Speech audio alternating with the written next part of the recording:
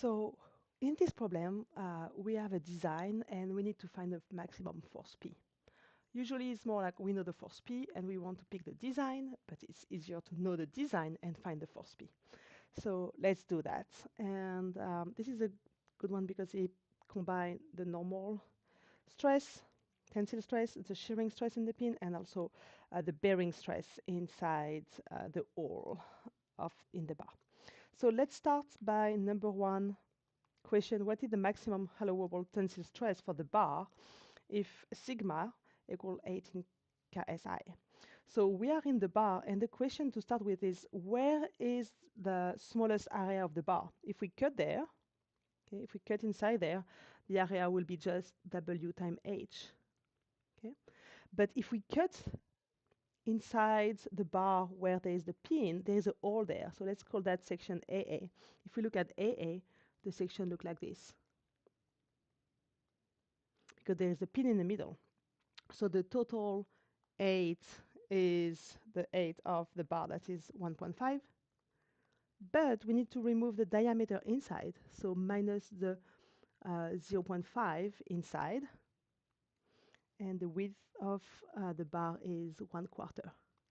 Okay, so now that we have the area, we can apply our formula. So for number one, the sigma equal the force, normal force divided by the area. So we will have the P max, that is equal to the sigma times the area. So P max equal, the sigma is in this case maximum tensile stress 18. 18,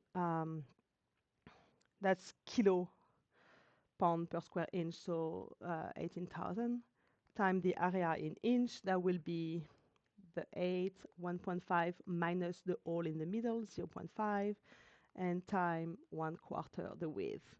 So the P max equal, if we multiply all of this, 4.5, 4.5, oh my God,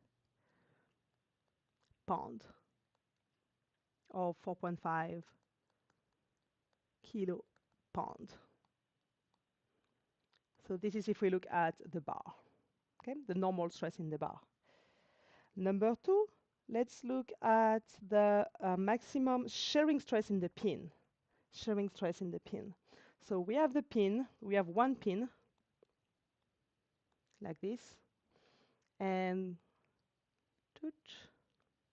there is a force that is applied P, and if we take any section, if we cut the pin anywhere, so we cut it there, and we look at this area, the force will be P divided by 2 and P divided by 2 on both sides.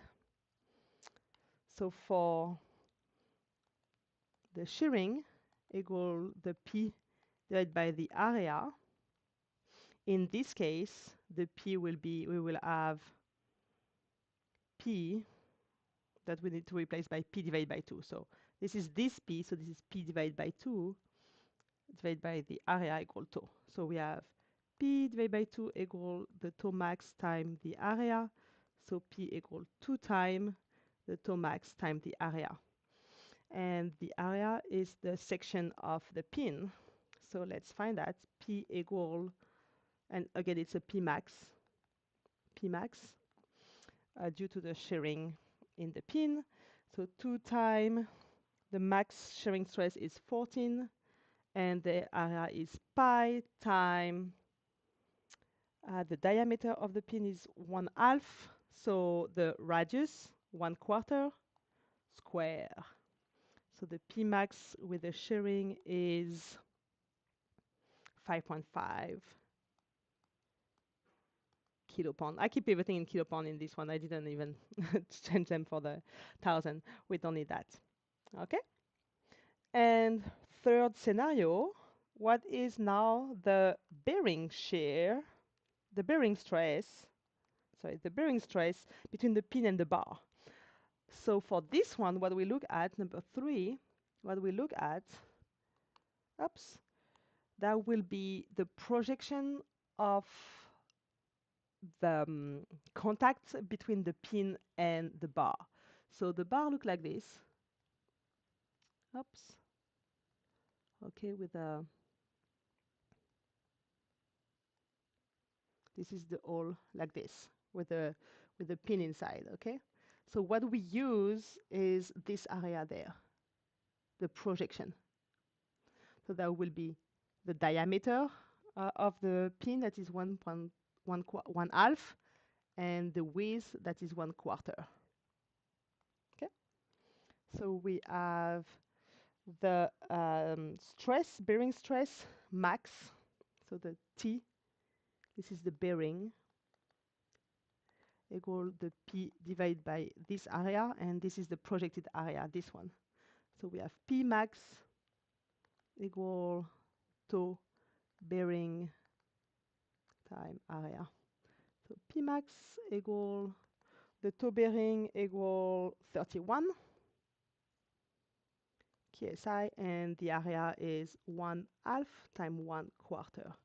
So the P max of the bearing is 3.875 KSI. So now we have the three maximum force. Okay, we found a maximum force of 4.5 if we look at the maximum normal stress. We have a P of 5.5 if we look at the maximum shearing stress in the pin, and we have a P max of 3.875 if we look at the maximum stress possible in the hole, with the contact in the hole. So which one is the more critical, the smallest or the largest? The smallest. So P max over all is the mean of all the P.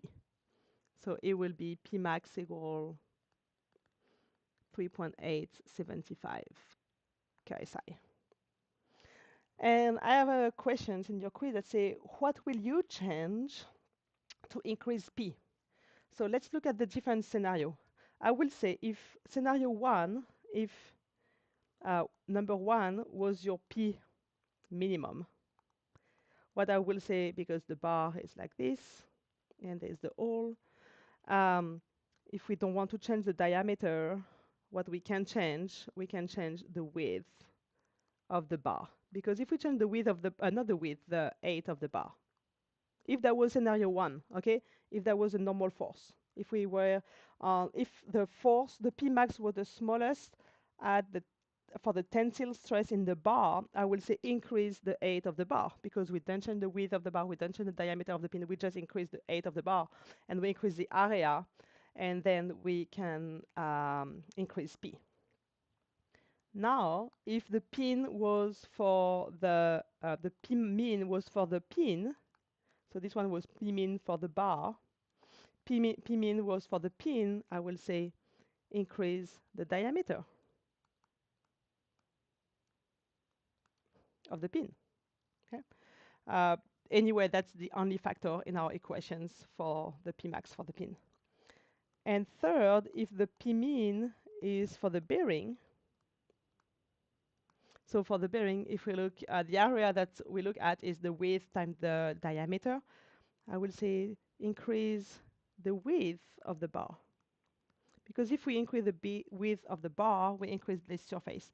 The only other factor that we can change will be the diameter of the pin, but we don't want to change the diameter of the pin if the pin is strong enough to already hold the weight.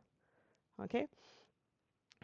They may have some other factor, but for this one, that will be my suggestion, my design change suggestions based on which P max is the smallest in your three different calculations.